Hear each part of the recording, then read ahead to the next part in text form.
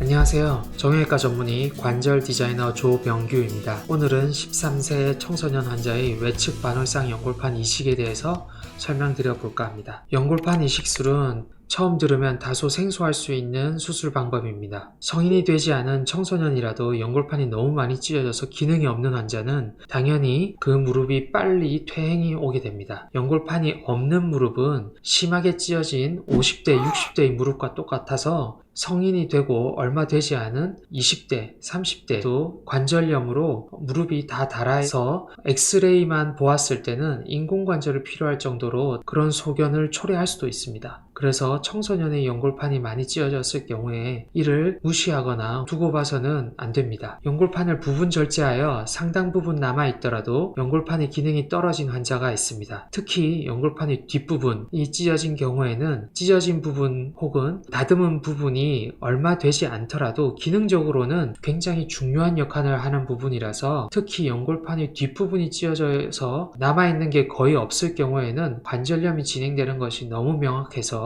이 부분에 대해서도 경우에 따라서 연골판 이식술을 시행할 수도 있습니다. 또한 연골판을 너무 많이 절제해서 연골판 전체가 없는 경우에는 당연히 성인에서도 연골판 이식술을 고려할 수도 있습니다. 연골판이 선천적으로 원반형 연골판이라는 기형 상태이며 봉합이 불가능한 환자에서는 연골판 이식술을 고려할 수 있습니다. 또한 50에서 60대 환자라도 무릎의 다른 부분들은 다 너무 좋고 새거인데 내 무릎을 더 살리고 싶은 환자에서는 연골판 이식술을 적극적으로 시행하는 경우도 있습니다. 오늘 제가 설명드릴 13세 여자 환자는 우측 무릎 통증으로 내원하였고 저희 병원에 와서 진료를 받았을 때 이미 통증이 1년 정도 지속되었습니다. 연골이 찢어지면서 환자가 무릎이 갑자기 걸리고 잠기는 느낌이 든다고 얘기하였고 정상 무릎이면 발생하지 않을 무릎을 전다, 무릎을 아프다 이런 얘기를 많이 하였습니다. MR을 촬영을 했을 때 연골판의 뒷부분이 이미 찢어져서 마모가 되어서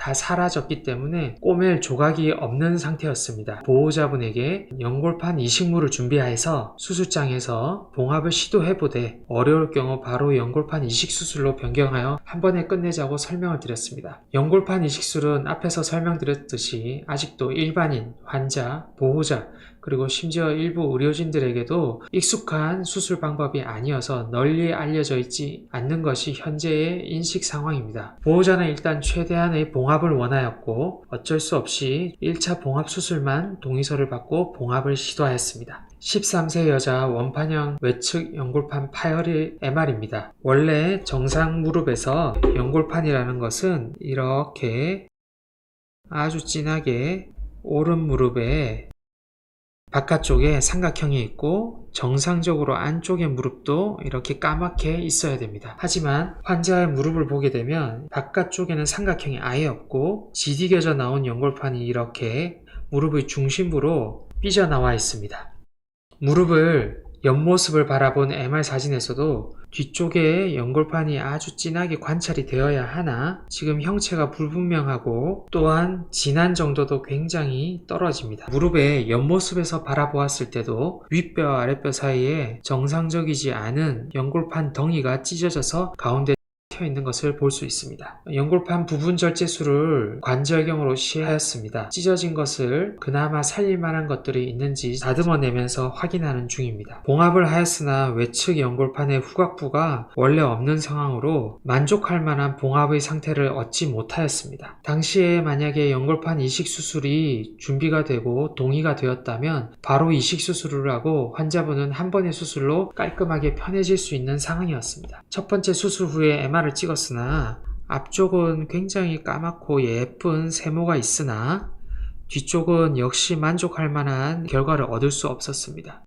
가운데로 지디겨진 연골판이 여전히 남아있는 것을 확인하였습니다. 첫 번째 수술 후 환자의 연골판은 찢어진 연골판 조각들이 없어서 봉합이 불충분할 수밖에 없는 상황이었습니다. 두 번째 수술 시 이식될 다른 사람의 기증된 동종 외측 연골판 이식물을 사진으로 촬영한 것입니다. 그리고 연골판 이식 수술을 시행하여 연골판이 정확히 이식되고 그것이 의료용실을 통해서 아주 촘촘하게 잘 꼬매진 것을 관저경 사진으로 촬영한 것입니다. 두 번째 수술 직후 MR을 보게 되면 연골판이 진한 삼각형이 관찰되고 역시 진한 삼각형이 관찰되고 가운데에 이전에 있던 처박혀 있던 연골판은 이제 없습니다. 수술 후 한 달째 MR을 보게 되면 아주 뚜렷하고 까만 연골판의 후각부가 복원되어 있는 것을 확인할 수 있습니다. 다른 사진에서도 진하고 까만 연골판이 확인됩니다. 수술 후 2년이 되었습니다. 13세이던 환자는 15세가 되었고 최근에도 만나고 있는데요. 16세 이제 수술한 지 3년이 되었습니다. 연골판이 아주 예쁘게 자리 잡아서 잘 기능을 하고 아주 진하고 까맣게 진한 정도를 봐서는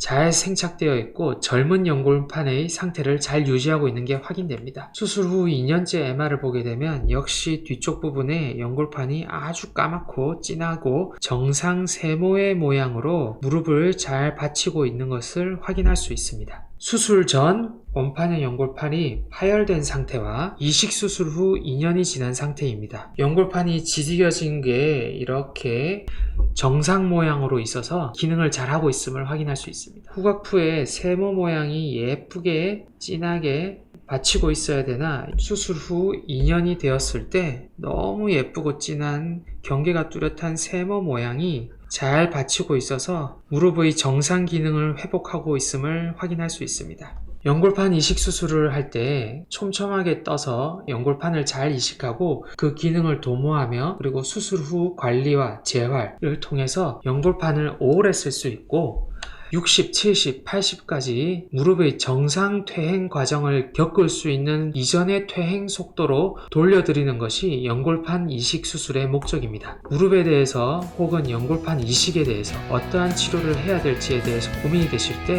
언제든지 내원하셔서 무릎을 살리는 방법에 대해서 상의하시기 바랍니다.